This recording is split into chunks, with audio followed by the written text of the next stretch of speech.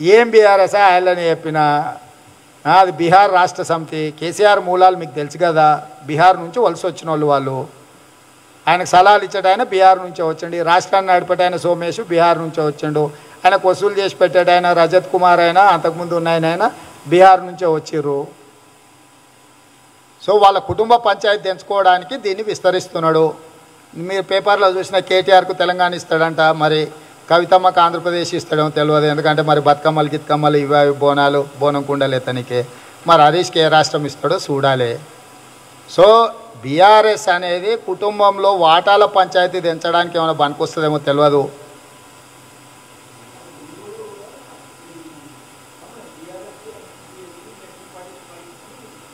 ఇప్పుడు ఇంకా పిల్ల పుట్టనే లేదు, కుల కుట్టుకొని తండ్రి మెడ కట్టుకొని తిరిగినట్టు ఉంది.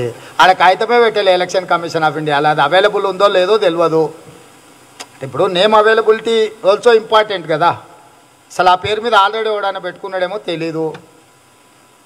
సో ఒక కుటుంబం అవతల నుంచి యువతలకు వచ్చారు, ఈ కుటుంబం యువతల నుంచి అవతలకు పోయే ప్రయత్నం చేస్తుర్రు.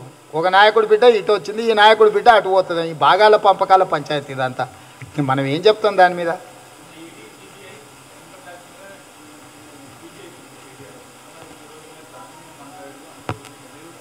ఎట్లా చూస్తావు? నాకు నొప్పి అయింది కాబట్టి నేను చెప్తున్నా. ఇక ఆయనకి ఏమైందో మరి ఆయనే చెప్పాలి. ఆయన చెప్పేదానికి నేనేం చెప్తా?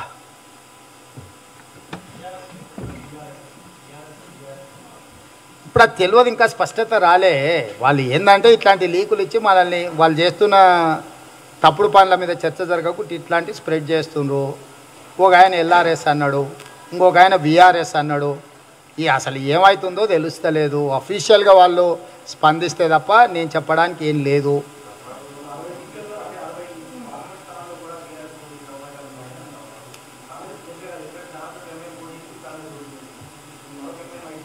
ఇప్పుడు నేను అనేది మొదటి నుంచి మీకు చెప్తానే ఉన్నా మిత్రమా, మీరే అర్థం చేసుకోవడానికి ప్రయత్నం చేస్తలేరు, అర్థమైన దాన్ని గుర్తించడానికి చేస్తున్నారు. ఇప్పటి వరకు లాస్ట్ 1 year నుండి కేసీఆర్కు ఢిల్లీలో పార్టీ కార్యాలయానికి స్థలం కేటాయించినప్పటి నుంచి ఆట మొదలైంది. మీరు దాన్ని గుర్తిస్తలేరు. అక్కడి నుంచి ఆయన యూపీఏలో భాగస్వాములు లేదా కాంగ్రెస్ పార్టీతోని పొత్తులో ప్రభుత్వాలు ఏర్పడ్డ వ్యక్తుల దగ్గరికే కేసీఆర్ ప్రయాణం సాగింది, సంప్రదింపులు జరిగినాయి. అది ఉద్ధవ్ ఠాక్రే కావచ్చు, లేకపోతే జార్ఖండ్లో శిబు సోరెన్ సన్ కావచ్చు. ఎక్కడైనా మాతో ప్రభుత్వంలో ఉండి పాలు పంచుకుంటున్న వాళ్ళ దగ్గరికి వెళ్ళి మీరు యూపీఏను కాంగ్రెస్ను వదిలేసి బయటికి రాండి అని ప్రయత్నం చేసిండు. దీని అర్థమైంది కాంగ్రెస్ను బలహీనం చేయాలని. పదే పదే చర్చలలో ఏమంటుండు, కాంగ్రెస్ పని అయిపోయింది అంటుండు. ఈ దేశంలో బీజేపీని ఓడగొట్టడానికి బలంగా ప్రయత్నం చేస్తున్న కాంగ్రెస్ పార్టీ పని అయిపోయిందంటే మళ్ళొక్కసారి బీజేపీకి నరేంద్ర మోడీకి ఓటేయమనే కదా. 500 సీట్లలో పోటీ చేసే కాంగ్రెస్ పార్టీ పని అయిపోతే 60 సీట్లలో పోటీ చేస్తానని ఆయనే చెప్తుండు. 60 సీట్లలో పోటీ చేసేటోడు నరేంద్ర మోడీని ఓడిస్తాడని, నరేంద్ర మోడీ మెడలు వంచుతాడని ఎట్లా నమ్మాలి? యూపీఏ భాగస్వాములను సంప్రదించడం ద్వారా, వాళ్ళను బయటికి తీసుకురావడం ద్వారా, యూపీఏను చీల్చడం ద్వారా కాంగ్రెస్ను బలహీనపరిచి నరేంద్ర మోడీని బలోపేతం చేయాలనేది కేసీఆర్ ప్రణాళికబద్ధమైన వ్యూహరచన. అందులో భాగంగానే ఒక్కొక్క అడుగేస్తుండు. దాన్ని అమలు చేయడానికే ఢిల్లీలో నరేంద్ర మోడీ కేసీఆర్ గారికి కార్యాలయం కోసం స్థలం ఇచ్చిండు. ఇన్ని రీజనల్ పార్టీలు ఉన్నాయి. పక్క రాష్ట్రంలో జగన్మోహన్ రెడ్డి గారికి 23 మంది ఎంపీలు ఉన్నారు, ప్లస్ 10 మంది రాజ్యసభలు, 33 మంది ఎంపీలు ఉన్న జగన్మోహన్ రెడ్డి గారికి ఇంచు స్థలం ఇయ్యలే. 9 మంది ఎంపీలు ఉన్న కేసీఆర్కి ఎందుకు ఇచ్చిండ్రు? పోనీ జగన్మోహన్ రెడ్డి గారికి కేసీఆర్ గారికి సత్సంబంధాలు ఉన్నాయి. ప్రగతి భవన్కి వచ్చి ఆయన మంచి పంచపక్ష పరమాణాలు తినిపోయిండు. ఈయన పెట్టాలనుకుంటున్న జాతీయ పార్టీ కానీ లేకపోతే నరేంద్ర మోడీకి వ్యతిరేకంగా జగన్మోహన్ రెడ్డి గారిని ఎందుకు కూడగట్టలే? రోజు కలిసి బిర్యానీ కుర్బానీ తినే అసదుద్దీన్ ఓవైసీని ఎందుకు కలుపుకుంటలేడు జాతీయ స్థాయిలో? ఇట్లా ఎక్కడెక్కడైతే బీజేపీతో ఉన్న అప్నాదళాన్ని యూపీలు ఉంది, లేదా నవీన్ పట్నాయక్ ఆల్మోస్ట్ బీజేపీకి ఇంక్లైన్ అయి ఉన్నాడు. ఇట్లా చాలా పార్టీలు ఉన్నాయి. ఏక్నాథ్ షిండే ఇప్పుడు బీజేపీతో ఉన్నాడు. ఏక్నాథ్ షిండేని బీజేపీ నుంచి బయటికి తీసుకొచ్చి మళ్ళీ శరద్ పవార్తోని వీళ్ళందరితో కలిపి ఏక్నాథ్ షిండేని ముఖ్యమంత్రిని చేయొచ్చు కదా మహారాష్ట్రలో. ఏదైతే నితీష్ కుమార్ బీహార్లో బీజేపీని వదిలేసి మిగతా వాళ్ళతో కలిసి ప్రభుత్వాన్ని ఏర్పాటు చేసిండో, కేసీఆర్ గారు ఈరోజు పోయి ఏక్నాథ్ షిండేతో కూర్చొని మాట్లాడి బయటికి తెచ్చి బీజేపీయేతర పక్షాలన్నిటిని కూడగట్టి ఒక ప్రభుత్వాన్ని ఏర్పాటు చేయడానికి ప్రయత్నం చేయొచ్చు కదా కేసీఆర్ గారు. ఎందుకు చేయడం లేదు? కేసీఆర్ ప్రతి చర్య నరేంద్ర మోడీ నాయకత్వాన్ని బలోపేతం చేయడానికి, పరోక్షంగా మూడవసారి బీజేపీ అధికారంలోకి రావడానికి అవసరమైన ప్రణాళికబద్ధమైన కార్యాచరణ కనిపిస్తుంది. వారి ప్రతి చర్య నరేంద్ర మోడీ వ్యతిరేక శక్తులను బలహీనం చేయడానికి ఉపయోగపడుతుంది. ఇవాళ కమ్యూనిస్టులు కేరళలో మాతో ఇంత కొట్లాడినా ఢిల్లీలో మాతో ఉండ్రు. మా నుంచి చీల్చడం ద్వారా కమ్యూనిస్టులను బయటకు తీసుకెళ్ళాలి అనుకుంటుండు. దీనివల్ల ఏం జరుగుద్ది? కాంగ్రెస్ బలహీన పడుతుంది అనుకో. దానివల్ల ఏమవుతుంది? పరోక్షంగా నరేంద్ర మోడీ బలోపేత. అసలు నరేంద్ర మోడీకి పోటీచ్చే పార్టీలు కానీ కూటములు కానీ వ్యక్తులు కానీ దేశంలోనే లేరు అనే సందేశాన్ని స్పష్టంగా ఇవ్వదలుచుకున్నాడు కేసీఆర్ గారు.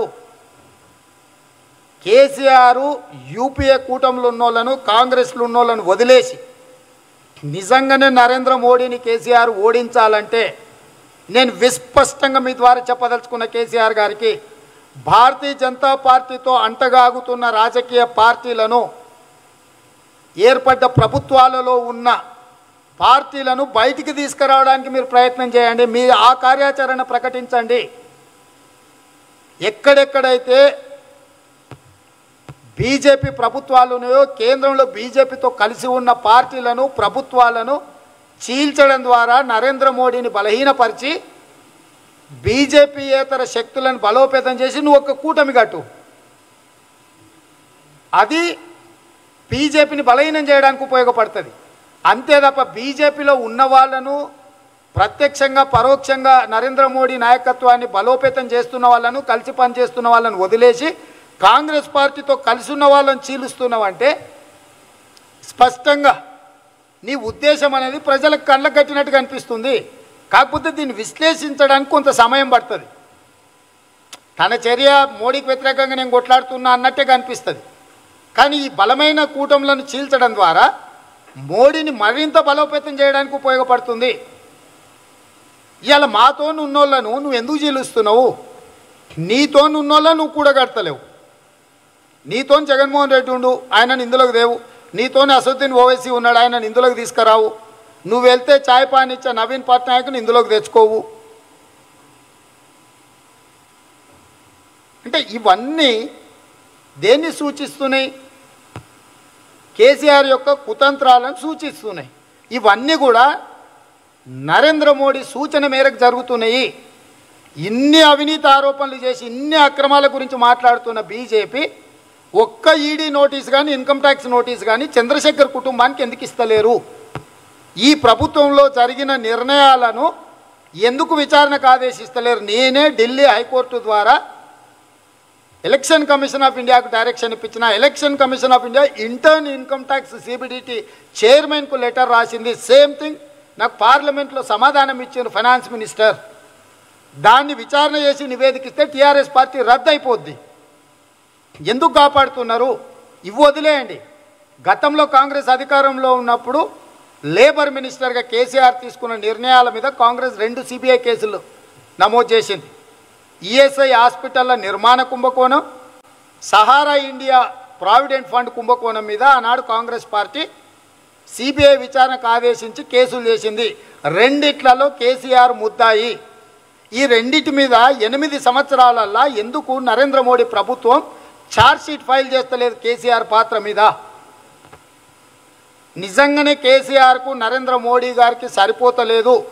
ఈ 2 పార్టీల మధ్యలో వైరుధ్యాలు ఉన్నాయి. లేదు కేసీఆర్ అవినీతి మీద నరేంద్ర మోడీ గారు చర్యలు తీసుకోవాలనుకుంటే ఈఎస్ఐ హాస్పిటల్ల నిర్మాణ కుంభకోణంలో, సహారా ఇండియా ప్రావిడెంట్ ఫండ్ కుంభకోణంలో ఎందుకు కేంద్ర ప్రభుత్వం ఈ రోజు వరకు పల్లెత్తు మాట మాట్లాడతలేదు? వాళ్ళ చేతిలో ఉంది. ఇప్పుడు సంబంధిత మంత్రులు ఎందుకు ఆ విషయాల మీద మాట్లాడతలేరు? ఎందుకు ఆ వివరాలు బయట పెడతలేరు? ఏంది వాళ్ళ అండర్స్టాండింగ్? అంటే వాళ్ళిద్దరి మధ్యలో కంప్లీట్గా ఒక సమన్వయంతో ఒక వ్యవస్థ నడుస్తుంది. ప్రజల్ని మభ్యపెట్టడానికి ఊరికే ఆ టీవీలలో డబ్ల్యూడబ్ల్యూఎఫ్ అని వస్తుంది చూడు, చిన్నపిల్లలు ఎప్పుడు పెట్టుకొని చూస్తుంటారు, వాడు ఎత్తి వీని కింద పడేస్తాడు, వీని ఎత్తి వాడి కింద పడేస్తాడు. అట్లాంటి కుస్తీ పోటీలాగా రక్తి కట్టిస్తుండ్రు ఇక్కడ.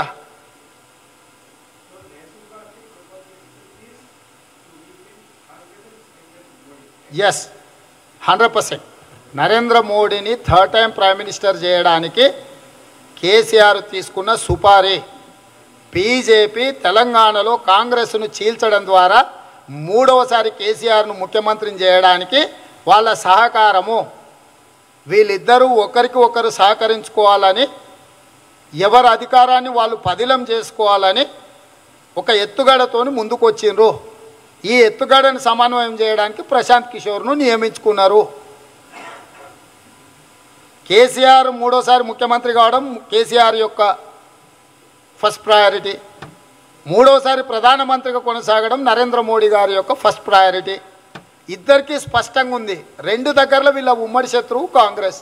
సో కాంగ్రెస్ను రకరకాలుగా వీళ్ళిద్దరు వ్యూహాత్మకంగా బలహీనపరిచి వాళ్ళ అధికారాన్ని పదిలం చేసుకోవడానికి ప్రయత్నం చేస్తున్నారు. అందులో భాగంగానే ఈడీ నోటీసులు, ఇన్కమ్ ట్యాక్స్ సెర్చ్లు, సిబిఐ కేసులు.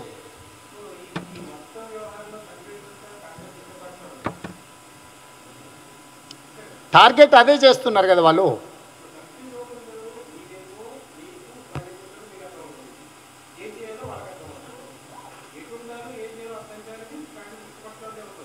ఎవరు లేరు, కేసీఆర్ పోయొచ్చిన నో అద్వానీ గారు, ఆయన అవధాని గారు, ఆయన అట్లాంటి చిల్లర మల్లర ప్రయత్నాలు చేస్తుండ్రు. ఒక రాష్ట్రానికి ముఖ్యమంత్రి కాబట్టి పిలిచి కాఫీ ఇచ్చినంత మాత్రాన ఈయన చేసే చిల్లర చేష్టలు వాళ్ళు నమ్ముతారని అనుకోకండి. స్పష్టంగా చెప్పారు. ఆయన కలిసి వచ్చిన పెద్ద పెద్ద నాయకులు వాళ్ళు కూడా మాకు పరిచయమే కదా. పర్సనల్గా కొన్ని చెప్పినట్టు నేను కోట్ చేస్తే బాగుండదు. సో ఆ నాయకులందరూ మళ్ళీ ఇంటర్న్ మాతో మాట్లాడిన వాళ్ళే. మీరు కూడా చూసి ఉంటారు, ఆ నాయకులతో మాకు అంతో ఇంతో పరిచయం ఉందని. ఆ కుటుంబాలతోటి ఏ కుటుంబాలను చూపించి పూర్తిగా అయిపోయిందని చెప్పుకున్నారో ఆ కుటుంబాలు ఏం చెప్పినరో చూసినాము. అంతెందుకు, ఈయన పోయి నితీష్ కుమార్ని కలిసి వచ్చిండు, ప్రెస్ మీట్ పెట్టిండు, మాట్లాడిన అన్నీ చూసినాం కదా. తర్వాత నితీష్ కుమార్ గారు ఢిల్లీకి వచ్చి ఏం చెప్పిండ్రు, ఈ దేశంలో కాంగ్రెసే ఇంకోటి లేదని చెప్పిండు. కానీ ఈయన ప్రయత్నాలు మాంతలేడే.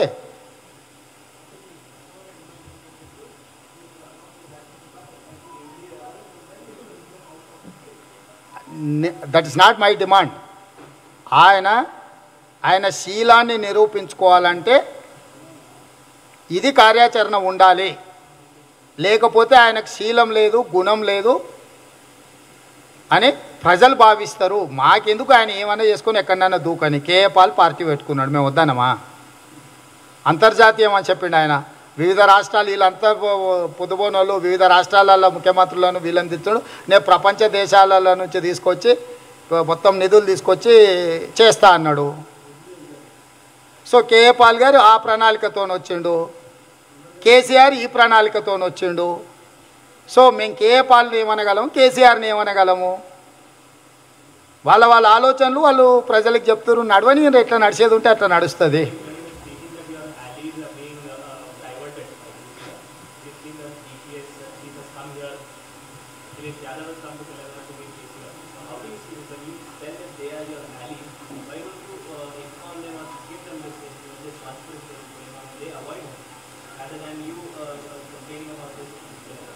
See my friend, all courtesy visits are not a political visit. This is purely courtesy visit. Or otherwise personal level they are discussing something. This person is telling something.